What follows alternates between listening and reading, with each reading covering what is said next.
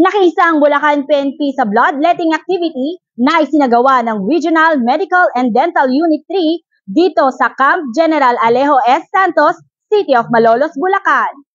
Ang nasabing aktibidad ay pinangunahan ng Bulacan PNP sa ilalim ng pamumuno ni Police Colonel Relly Biarnedo, Provincial Director, katuwang ang Regional Medical and Dental Unit 3. Kabilang sa nagbigay ng dugo ay ang mga tauhan ng Bulacan PNP, force multipliers ng iba't ibang munisipalidad at estudyante ng Besting College of the Philippines. Ang bloodletting activity ay may temang Dugo Ko, Buhay Mo.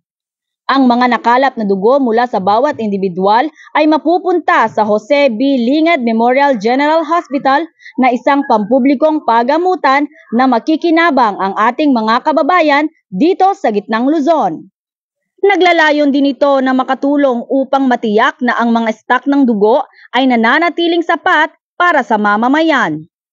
Isang patunay na ang Bulacan PNP ay handang tumulong at maglingkod sa ating mga kababayan sa pamamagitan ng pag-aalay ng kanilang dugo upang mabigyan ng pag-asa at dugtungan ang buhay ng mga nangangailangan. Mula dito sa gitnang Luzon, ako ang inyong PNN correspondent, Patrolwoman Pearl Crystalline Javier, alagad ng batas, nagtataguyod ng balitang pulis.